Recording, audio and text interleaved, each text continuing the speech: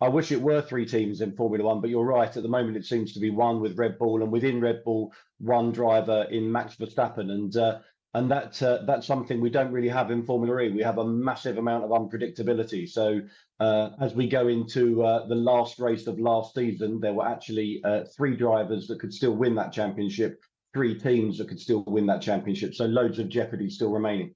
So look, I was doing a bit of research on this, and as part of this, I found a piece from Spring, a motorsport magazine. It says Formula E now has better racing than F1, but will anyone notice? Now, you know why I'm asking is how is the marketing of the product going? How is the TV rights going in order to try and compete with the biggest in the motorsports world?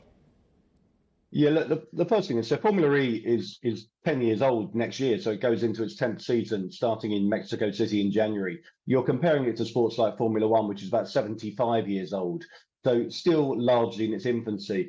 When Formula E was founded, I'll get this number slightly wrong, I'm sure, but I think there was about 300,000 electric vehicles sold in the world that year.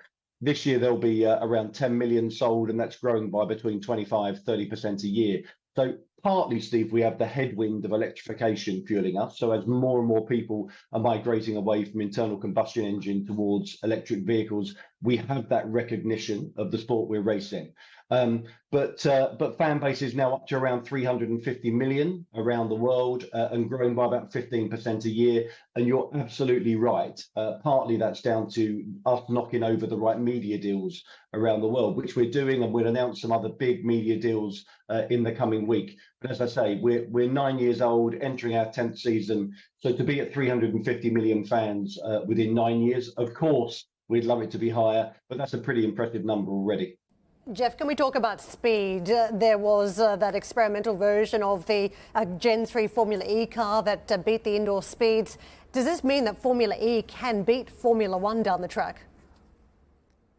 So, Kat, great question. So, but there are some differences between Formula One and Formula E, and one of those has been we launched as a street racing circuit. So we tend to build circuits in the middle of big cities around the world, as opposed to going to the very large, very long fixed circuits. So we're not as focused as Formula One on top speed, because the circuits we race on don't really allow us to demonstrate the car's full speed potential at top speed. But you're right. The Gem Beta car, which was the world record breaking car, is a car that we use to showcase the potential of top speed. Where electric vehicles can really shine, though, is in acceleration. So Formula One car accelerates to about 100 kilometers an hour in about the same speed as a Formula E car, about 2.6, 2.7 seconds. We have the capability to accelerate in under 2 seconds if we wanted to by making modifications to the car.